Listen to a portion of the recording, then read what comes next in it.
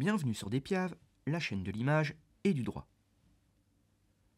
L'affaire pourrait prêter à sourire si elle n'était pas sordide en réalité. Tout le monde se souvient de la vague d'attentats terroristes qui frappa Paris le 13 novembre 2015, et notamment de l'ignoble attaque du Bataclan qui devait se solder par 90 morts et plusieurs centaines de blessés.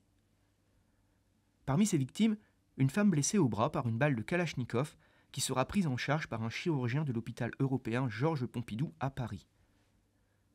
Le praticien décide, plusieurs années plus tard, de manière stupéfiante, de mettre en vente la radiographie de la patiente montrant un radius brisé à côté duquel se trouve la balle du fusil d'assaut. C'est en effet à partir de septembre 2021 qu'apparaît sur un site spécialisé cette image sous forme de Non-Fungible Token, le fameux NFT, fichier numérique unique auquel est rattaché un certificat d'authenticité. La petite histoire retiendra que cette image était vendue 2776 $ et accompagnée de la mention « Hope you like it ». Bien entendu, l'initiative de cette vente a été prise sans qu'à aucun moment la victime n'en fût mise au courant et a fortiori n'en accepta le principe. Une telle situation caractérise une atteinte à la vie privée de la victime. Pour rappel, l'article 9 du Code civil énonce que chacun a droit au respect de sa vie privée de laquelle découle un droit à la protection de l'image de toute personne. La Cour de cassation énonce classiquement que chacun a le droit de s'opposer à la reproduction de son image et que le seul constat de l'atteinte au droit de chacun de s'opposer à la publication de son image ouvre droit à réparation sur le fondement de l'article 9 du Code civil. Toute la question en l'espèce est de savoir si la publication non du visage mais d'un os radiographié constitue une atteinte à l'image de la personne. En réalité, peu importe la partie du corps dont il s'agit. L'essentiel tourne autour d'un autre critère, celui du caractère identifiable de l'élément du corps représenté.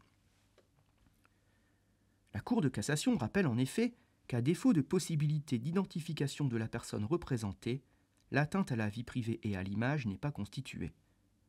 Pour le dire autrement, l'élément corporel représenté doit permettre d'identifier la personne concernée, peu important qu'il s'agisse d'un visage ou d'une autre partie externe du corps, voire d'une partie interne, comme c'est le cas en l'espèce.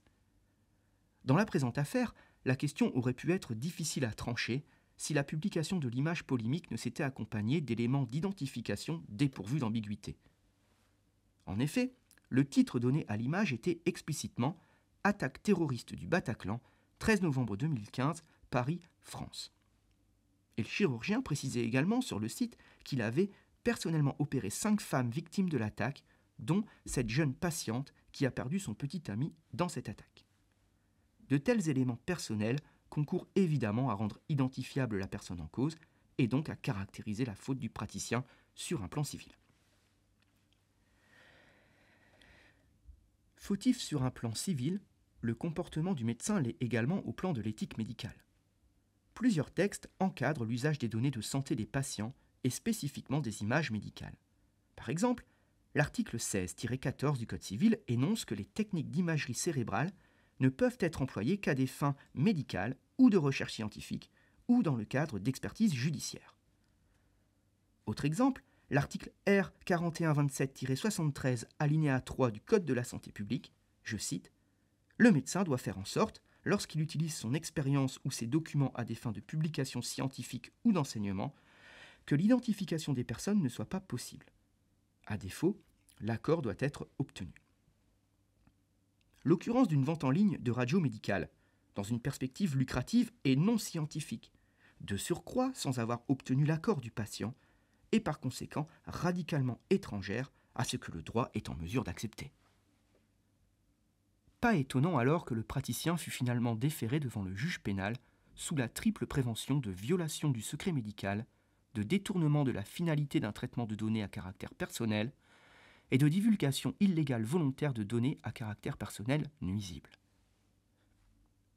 Le chirurgien indélicat sera finalement condamné par une décision du tribunal correctionnel de Paris du 30 novembre 2022 à une sanction réparation de 5 000 €, réparation à verser à la victime dans un délai de 6 mois, sous peine de 2 mois d'emprisonnement en cas d'inexécution.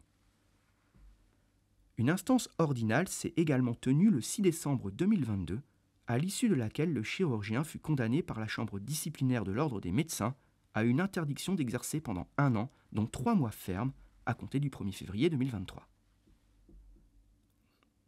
Pour en savoir plus, n'hésitez pas à consulter l'excellente contribution de Sophie Fantoni sur le site d'Epiave. À bientôt!